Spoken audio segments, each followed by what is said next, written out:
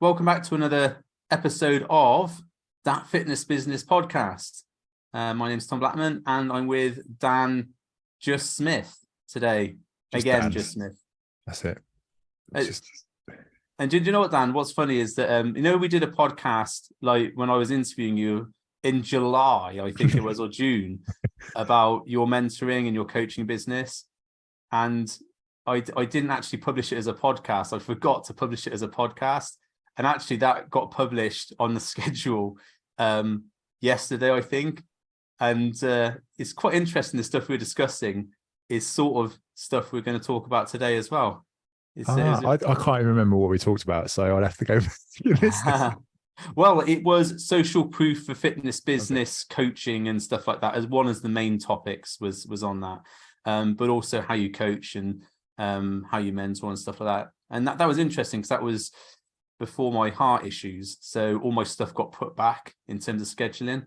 So now I've just caught up with it. And yeah, it was interesting to see that, which was released after our first episode the other day. Yeah, quite a lot's changed since then in July. So yeah, it's crazy when you think only a few months, but yeah, 5 months ago. So lots changed. So okay. So today we're going to talk about social proof of fitness business coaching. Now, if you don't know what social proof is how do you show that you're a good coach on social media? That would be my definition. Do you have a more analytical definition? I think that covers it, doesn't it? There's nothing I would add to it. It's just how you can showcase what it is you do in your business. In essence. Yeah. And when most people talk about social proof, the first thing to think about is before and after pictures, isn't it? That's the that's the gold standard, isn't it, on social media? Yeah, before and afters is the first thing, isn't it? I think that's because of maybe the industry itself that it's been used for years and years, hasn't it? But then also the influx of like the media and how body image is used to portray a certain criteria. I don't know, just trying to meet a certain criteria, or is to try aspirational goals. Yeah. And that's probably feeds into it then, because then you can sell more products or coaching. So there's that element to it. Yeah. But there are other ways of showing social proof, isn't there? There are other ways of showing you're a good coach, and you don't have to use before and after pictures. So that's what we're going to discuss today. And we're also going to discuss why you should and maybe shouldn't use before and after pictures, because there's you were talking just before we started recording about some really interesting research that's come out about that. So we'll delve into that a little bit later as well. Yeah. Okay. So so social proof. Let's discuss some other options. You go first, Dan, because you've got your notes ready, like a proper prep. Yeah, these are things that, I mean, they come up a lot with the coaches that I work with in the mentoring, because it's that core thing. You need to be able to obviously show what you can do and how you help your clients. And if you can do that, and you can do it in an effective way, and you can do it in various different ways, I think that's important. We touch on in content in 7-11-4 around that, but that forms part of it. I think you need to have that in your content plan and schedule. So for me, the obvious ones really, apart from the before and after pictures, if you are going to use them, we'll touch on that later. But thinking around, like, how can you showcase the wins or the client, like the messages that come through from clients, whether that's just they've sent you a message in WhatsApp, or it's in your training software you use, or maybe they've replied to an email, maybe they've sent you something on social media, or that sort of stuff. Those class as social proof, because you can use them, you can expand on them, you could talk about the story that led to them sending you that message, the things you've worked on with them to get them to that place. This is all part of providing proof. So that's definitely one from me anyway. But of course, if you have clients, of course, because there is a growing industry, isn't there, where you don't even need clients to get social proof. You can just go on Fiverr and go, hey, can you make me a testimonial? And you've got some guy over in another country going, yeah, sure, I'll do that. And they get the before and after pictures, write a testimonial, brand it up for you and send it over. And Bob's your uncle. You've got a you've got a nice little client testimonial you can broadcast then, or just show on your social media. I didn't realize that was a thing until you told me the other day. Yeah, it's a big thing as well. I didn't realize how big it was, but I'm starting to see it being used in different places as well now. So I'm starting to see it being used in like ads and things. Like people are paying for people to create ads for them as social proof, and then they're using it. I'm seeing it in loads of different places as well, not just in the coaching space. I'm seeing it in a few other places. It's really obvious as well. When you look for it, it's obvious because you can see. I'm like that, and they use the same. If you use the same company, the filming's the same. You can see it in terms of the structure, and it's almost like they're trying to make it look as if it is someone who's just like picked their phone up and they're doing it or out of the blue. So yeah, because it used to be just they would make your before and after pictures for you, didn't they? And or like steal it from another client, from another customer. Sorry, another coach. They steal their pictures and make it their own. And there's a couple of big companies that have done that as well. Not naming names, don't want to get sued. But but also, like you said, now you can just pay some guy to do like a phone testimonial, can't they? They go, oh, yeah, hi, I worked with Dan and he was great. And this, yeah, he did this thing for me. And they're just reading from a script. Yeah. And not that obviously any of your testimonials are like that, Dan, just to make that clear. I hope not.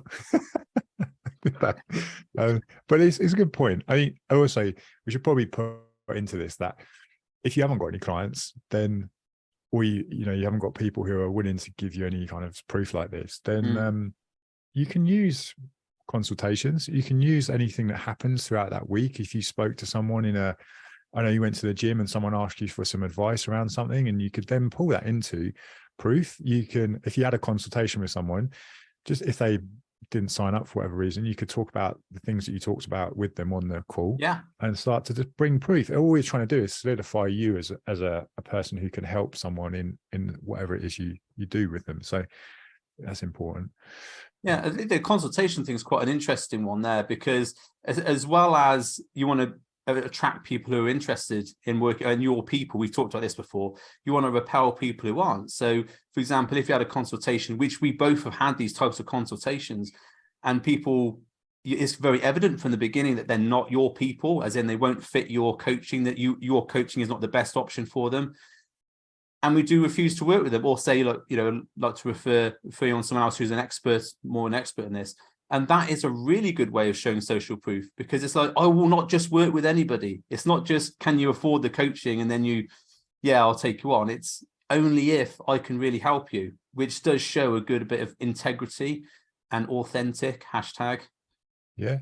Anything like that. I'd just be thinking of all these little things that I could have as opportunities to just show what our coaching does, or how we help people.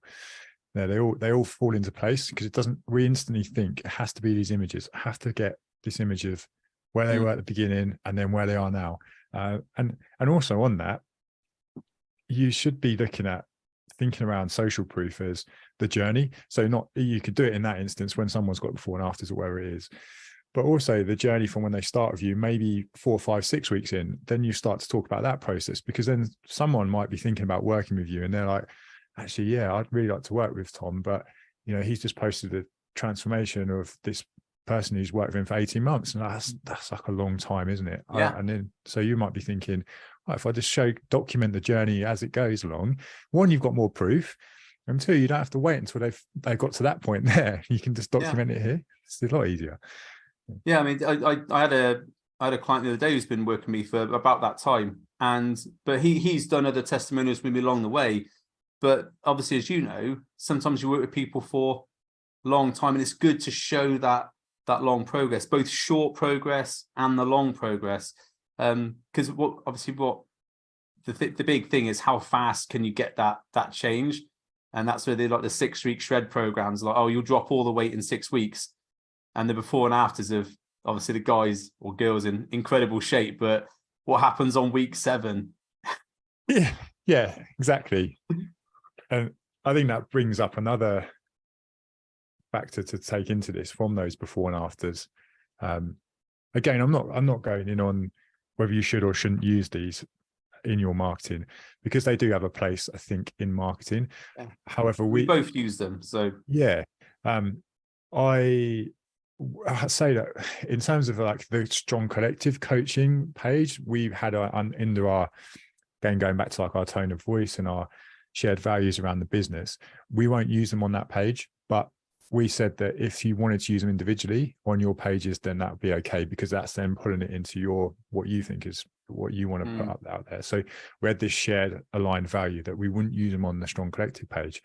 But there's some ways that they get used where it's the classic, okay, photo shoot examples to showcase someone who's gone through that process. And I'm saying that's a brilliant thing to do. It's a great thing to go, if that's something you want to do, go through that photo shoot process.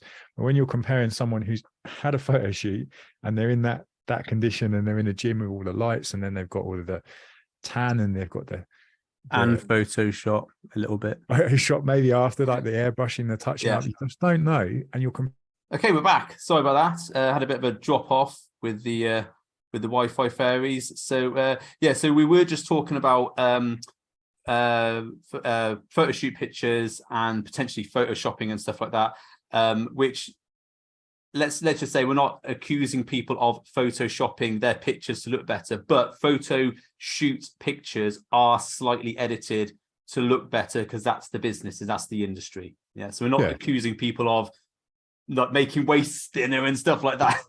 Bending doorways. No, but it comes with the whole thing, right? Because you're going to a professional photographer in a professional setting with the lights, with all the tan and everything that goes with it, to make this look as aesthetic as possible. That's what it's about, right?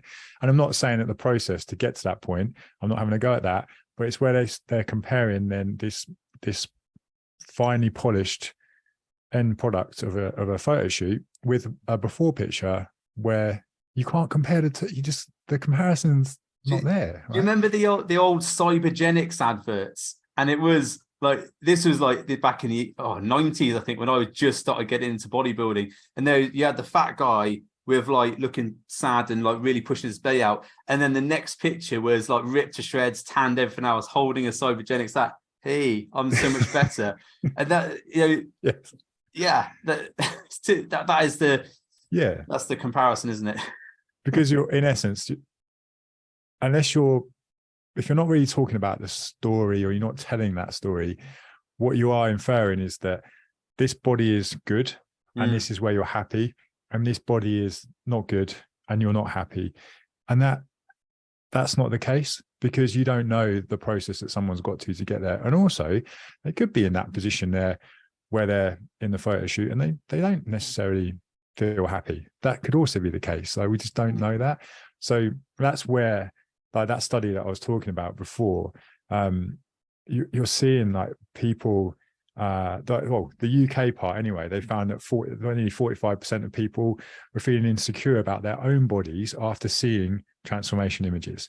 That's nearly half of in the study anyway, the people they looked at felt insecure after seeing these pictures. And also nearly 70% felt demotivated after seeing the pictures. So they felt demotivated to go and exercise. So the very thing you want them to do, they're actually having the opposite effect. So that for me was quite an eye opener. Like the like all the stuff around the, like what is pushed as the ideal body, making people feel inadequate about themselves, and they have to achieve this this picture or they failed, that sort of thing. Yeah. Do you see those ads that come up every so often, and they obviously go, the ones that have got like, they're not a real person, they're like a cartoon kind of guy, and it's always like they're kind of in a fat body, and then they go through, there's like a little bit of a process. So they do like it's always home workouts, isn't it? It's always like push-ups, star jumps, and then they transform into this like muscular guy, but it's a cartoon. You must have seen them, they must come up on your I've seen those sorts of things. And there was an advert a little while ago, and it was about the Advertising Standards Agency, and it basically had people sat in their living room, and like door-to-door salesmen, they had people coming in standing in front of them, like just selling complete absolute bullshit. And there was the one of the people that came in was a guy who's just like, he came in really skinny, and he said, this was me a couple of weeks ago, and now just for doing these banded pull-ups, I'm now massive. And I remember those adverts, and then at the end it was like, you wouldn't allow people in to come into your living room saying this, so that's why we don't allow them on the TV. And it was about how they regulate stuff, which is sort of why Facebook doesn't allow before and after pictures. I know people get annoyed about that, but I totally get that, because while me and you and hopefully the majority of people listening to this podcast are ethical, moral people, there are some people who aren't, and they're the ones who really push that before and after picture. So I understand why Facebook do that. It is frustrating, but there are other ways to get social proof. Yeah, there's definitely a ton more ways. I've got a few more ways to go through, actually. And just on that, I mean, obviously I've had clients do photo shoots, everything else. Yeah, fine. I've shown those pictures. Don't want to be a hypocrite here, but I made it very clear that that was the target, was the photo shoot, And I think when you're doing that, if you've got to be really careful to say, this is not how they look all the time. This was got ready for a photo shoot. This was it. And here's the other pictures from when they're normal pictures. Yeah.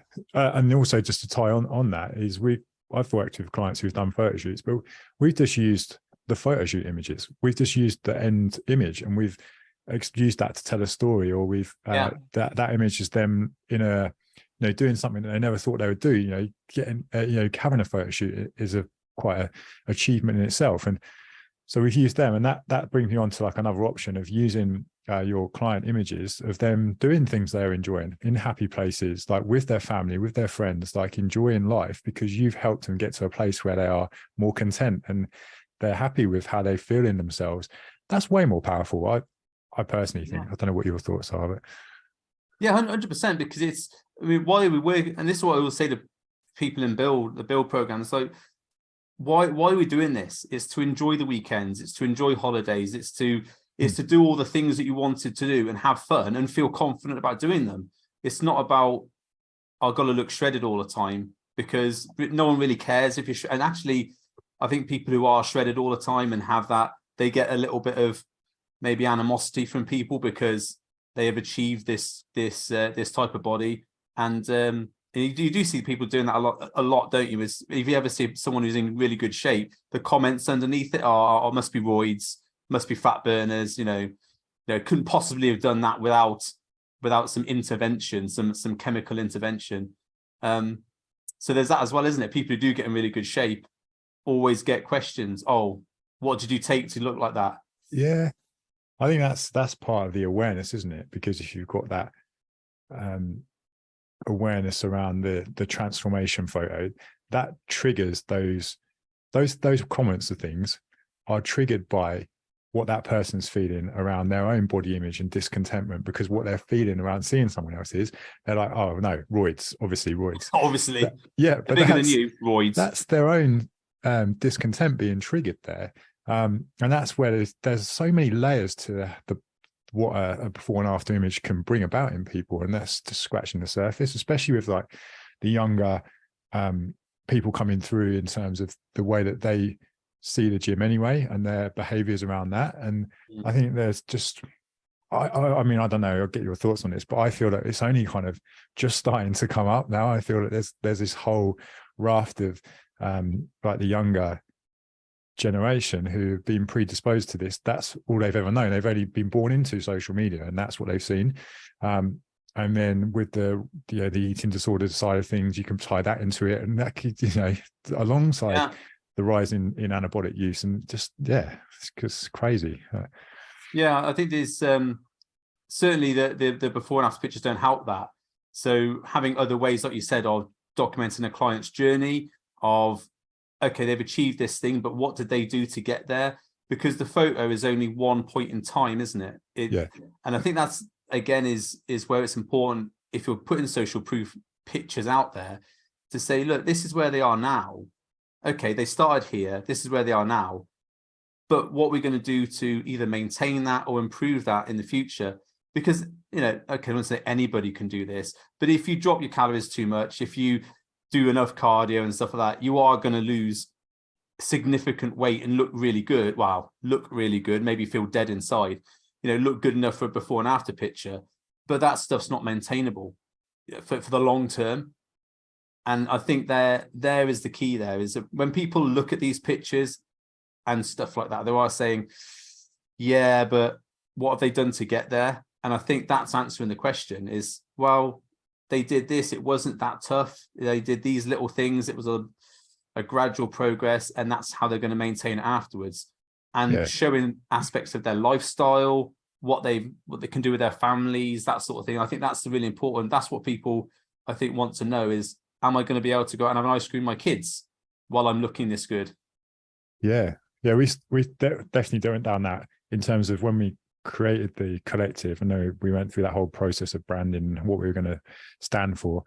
That was part of it. We were like, okay, we're not going to do before and afters, but we're going to be able to show clients who have achieved this or have going through this experience. And we still do. We ask for pictures and we ask for them to also, we do interviews. I know you're kind of big on this as well. Like we'll have interviews around certain topics or things that they've gone through at a certain point, because yes, you could do one at the start and then talk about their process all the way through, but why not do sort of regular sort of catch-ups to go through what they've been working on at specific times and how their mindset shift has changed? Because we started to add that in. I think after seeing quite a few of the ones that you did, I thought it was a great idea around it. But, you stole my idea. Yeah, pretty much. The video testimonials thing works well because and I know this is something we taught in 711 before, and it's something I teach to all my clients, is that it's very hard to fake when if someone's stood in front of a phone and there's nothing around. I mean, that's easy to fake because you can say to anybody, read this script. But if you record yourself on a Zoom call, like we're doing here for the podcast, it's very hard for that conversation to be faked. And when you are talking about, what was things like before? What are they like now? How has your life changed? That's the real stuff in real people's lives. And when I used to do those testimonial videos before, I used to overlay like the before and after pictures. In my earlier ones, you can see that. But now I don't, because like, as you said, the before and afters, they're just part of the process.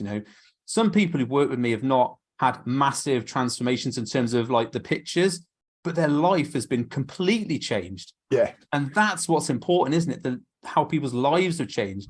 And the conversation grabs that, which is, I think that's a real integral part, because people want to know, how is my life going to change? Is this going to be something that I can carry through? Yeah. We've had more inquiries from when we've had specific testimonials on certain things that have impacted their lives for like huge benefit, not just the change in any physical side of things. I can remember one of the clients, he's a friend of mine actually, but he had the most ridiculous back pain before coming, and years of it, like debilitating. He would be when it goes, he's on the floor for the day, he can't get up. And that we had an interview with him, we used it in our emails, we kind of basically just told the story over a few different platforms. Never had so many inquiries, because everyone was like, everyone's got back pain, right? Everyone has had back pain. So it was just that side of things. And they're the piece of the content that don't get the thousands of views and the massive reach and everything, but they're the piece of the content that get people inquiring when you tell stories about stuff that people can relate to. So it's quite an important place to get that out. And I think we're coming back to what we talked about in the previous podcast about the engagement and your niche. And if, like you said there, that post didn't get loads of potentially likes, like 1 million likes, like a comedy reel might get, but the amount of people you get inquiring from that's what's important. And because it speaks directly to your target market who have the same issue and want someone to help them with that. Yeah, it's really, really important for us. And going down the road now with the other coaches, we're trying to get them to do similar stuff with their clients. So to find these things, let's talk about these stories more. Let's get them out there, because people resonate with them. I think it's easy for coaches to get into that kind of trap of chasing views and chasing stuff and forgetting that people are always watching your stuff, and there'll be those people who potentially have never interacted or done anything that reach out after they see something like that. So yeah, so certainly the testimonial videos, the ones I put on YouTube, and they're on my site as well, but they're on YouTube. I've had people, when I've been on calls, say, I watched this video of this guy who had the same problem as me, and that's why I called you. Directly from them, and there weren't no before and after pictures, and that was just a video with me talking to another client about what we achieved. Yeah. And they watched the whole thing, and then they inquired. They didn't like any of my posts on Instagram. They've never responded to any of my emails, although they are on my email list. But that's how they found the video. And then they said, right, this is now resonating with me. I want to work with you. And I think people get too caught up in that. How many likes can my post get? You know, how many people have commented or whatever. Yeah, those things are important, but it's that one person you reach who that situation perfectly matches their situation. It's like, right, that's the guy for me because he solved that problem. Yeah, agree with that. I'm just trying to, I've got a few more things that people could use as before and after, instead of before and after, sorry. That's before and after. And just when you're doing that, on the before and after pictures, a lot of my testimonials are just people profile headshots smiling, or in a picture doing something they enjoy doing. You know, it doesn't have to be before and afters. It could be people fully clothed. That can happen as well. People do wear clothes, doing, I don't know, hula hoops or something like that. One of my former clients likes hula hooping. Yeah. I had a woman I worked with, and she went to a music festival and had her friend on her shoulders at one of the events and everything, sent the picture across, and she was just like, I would never have been able to do this like before, like the strength in it. And I think that's so she was shoulder pressing her friend. Yeah, mega, isn't it? Like stuff like that. You just think they're the cool things, I think. But that's the stuff that resonates with life, isn't it? Yeah, anything like that people can be in. And I think as you get older as well, you start to sort of think about life in more ways like that, rather than, you know, how aesthetic am I looking, more how functional, or how can I, you know, do things like bend down easy and pick stuff up, or like get up without making a noise. Yeah, that stuff becomes more important. Like, that's where I am at the moment. How many noises do I have to make to get off the couch? If it's less than 3, I'm improving. Yeah. But yeah, you start thinking about that more. It becomes more important as a value to you anyway, for long-term, like longevity, really.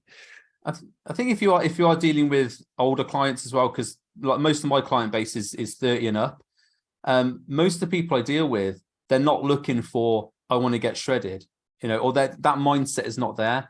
It's like you said, how can I feel good about myself? How can I get stronger? How can I feel better in clothes? It's not about getting shredded for a holiday. Maybe losing weight, but more be feeling confident. And like you said, your viewpoint changes as you get older, and it's important to know what your clients are looking for. You know, if all your pictures are people getting shredded, and you got someone who literally just wants to get stronger and feel more confident, that's going to put them off. It's going to repel them rather than attract them. Yeah, that's exactly what the study said. 60% of people getting fed up of it. That again, just the one thing. I think there's a few other things that people forget, or not forget, maybe just not aware of when it comes to social proof.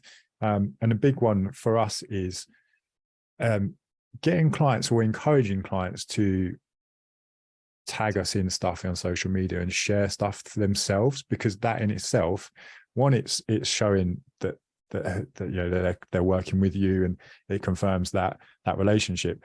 But it also, we've had clients approach us, potential clients anyway, approach us to say that the reason they've got in contact is because they see the interaction and the relationship between the coach and the client, and that's what's put them in a position to go, I want that help, I want that support.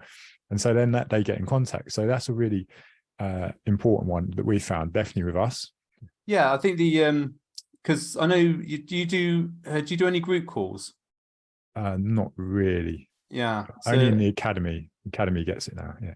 Right. Yeah. So in Build, it's a group based program. The group one is anyway, and there's always a group call on Monday, and I always screenshot that, because it's a nice bit of accountability for everybody there.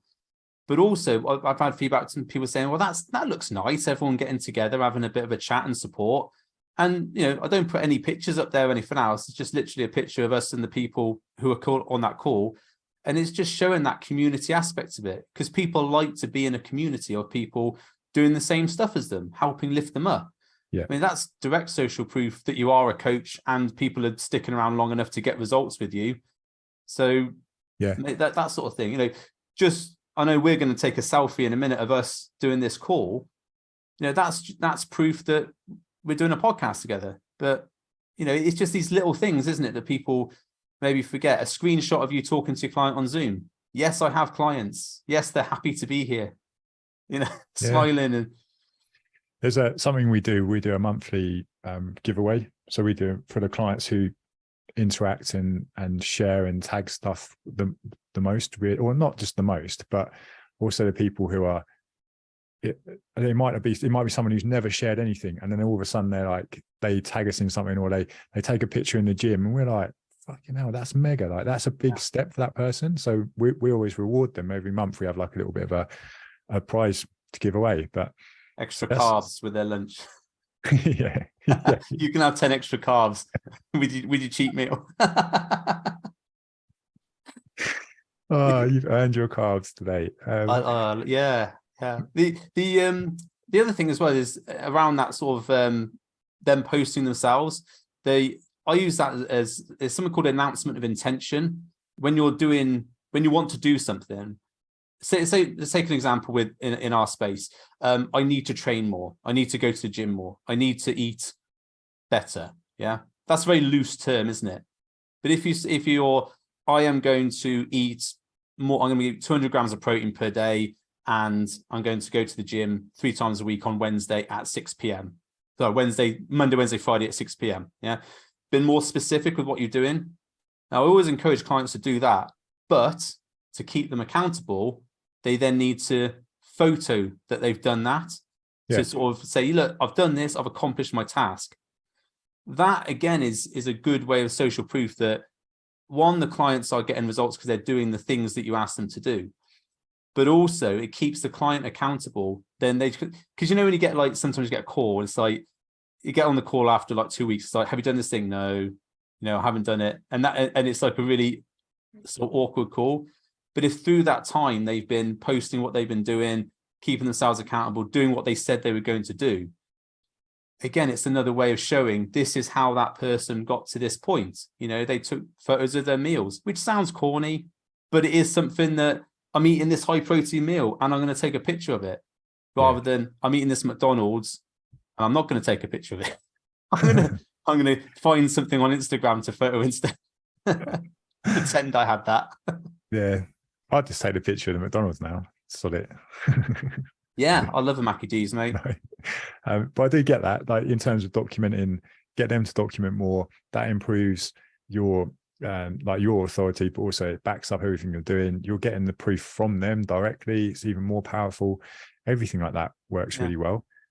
Another thing that we're quite big on is like merchandise, stuff like that. Like we send like these things like this, and even if it's just, you don't have to send hoodies, right? But even if it's a small postcard, there's something that is not expected, or just something that is they can capture and they go, actually, that's quite nice. And then they'll potentially share it, or maybe they don't share it. Like the reason we got these made is because they're just really good quality, and I'm hoping more people wear them. Better quality. They are, but I just like the these are Samsung, like the same hoodie shirt you're wearing. So yes, I have a Samsung top on lockdown one, which I bought 2 years ago. There's our plug for our unofficial sponsor. I send people my my book. Did you know how to book, Dan? It's out now on Amazon. Has been for a couple of years. So I send them a copy of the book with signed in the saying, good luck with your transformation. And I'm sure when I write a book on business mentoring, I'll send them that as well if they're a mentoring client. But it's all part of it, isn't it then? Because then they're more likely to share that, or I don't know, they go to someone, I've got this book from Tom I'm working with, and they give you the book or whatever. It's just a really easy way to get your name across. And it ties in with referrals, which is another thing that people don't think of as social proof. That's a huge part of social proof. Of course it is. Yeah. If people like what you've done enough for them to refer you to other people, that's also nice to know, isn't it? Yeah. But yeah, that's pretty much, I think that's all of the list that we ticked off today. We've covered a fair bit today. I think that's a lot, actually. Yeah, we went through. Did we talk about WhatsApp messages? I think, it's at the beginning, like in terms of the messages, wins, things like that, but not specifically WhatsApp, but yeah, so WhatsApp, text messages, Instagram, that sort of stuff, screenshots. But here's the thing, always get the client's permission to post a private message that they've sent you in private on social media. And I know I've done on another coaching program I was on, and I did send a code, and it was some detailed information about my gym, some financial information, and their VA picked it up and literally posted it, and I said, got to take that down. That's privileged financial information. I only sent it to you as an update. So please make sure, if you are posting text messages and stuff like that, that you do get the client's permission, because if they see something they've sent you in private and they're not happy with it being shared, that's not going to help your referrals or your testimonials, and it makes you look as if you just want to use it for screen grabs rather than actually help them. Yeah, really important point. I think we have questions in the sign up form, but then it's also good to just ask again. Don't assume. It is good, and the whole reason for asking is obviously, one, to be, so that they're happy with sharing what they've done, but also because if they know that you are looking to share that sort of stuff, or something specific, they're more likely going to want to share it themselves if they're happy with it being posted. And I think that's the you don't want to one of your private conversations just appear on Facebook. That's not a good thing, is it? Just to have, I didn't know that was coming up. Awkward. Yeah, or orcs. Cool. Yeah, I think that's covered loads of stuff today. Yeah, excellent. So hopefully by now, if you've listened all the way through to the end, well done. 40 minutes of listening to me and Dan prattle on. You deserve a medal for that. But also, you've got some really good tips on how to develop social proof for your fitness business without using photos all the time, or before and after photos. Yes. Cool. Dan, where can people find you? Anywhere. Strong Collective. Anywhere, just randomly. Yeah, Strong Collective. Dan Strong Collective on Instagram, on any other platform, strongcollective.co.uk. Yeah, that's it. What about you? At Tom Blackman _nutrition, which I haven't changed yet, on Instagram.